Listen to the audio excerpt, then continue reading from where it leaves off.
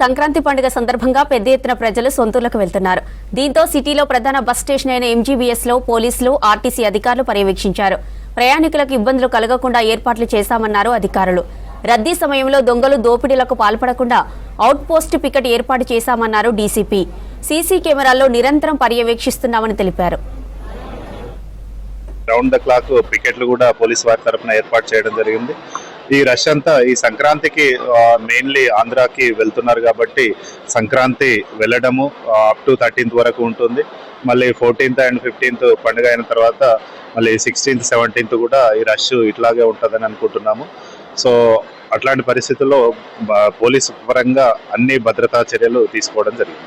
ఈ సంక్రాంతి సందర్భంగా తెలంగాణ రాష్ట్ర రోడ్డు రవాణా సంస్థ ఒక 6430 అడిషనల్ బస్సెస్ నడపడానికి ఏర్పాట్లు చేసుకున్నారు. మనము నిన్నటి నుంచి ఎక్కువ రష్ ఎక్స్పెక్ట్ చేసాం. అంటే 10th నుంచి నిన్న కొంచెం తక్కువే ఉండింది. ఈ రోజు 11th మార్నింగ్ నుంచి విపరీతమైన రద్దీ కనిపిస్తోంది. తెలంగాణలోని అన్ని ప్రాంతాలకి విపరీతమైన రద్దీ ఉంది. దానికి అదనంగా ఆంధ్ర అండ్ రాయలసీమ ఏరియాస్కి విపరీతమైన రద్దీ కనిపిస్తుంది.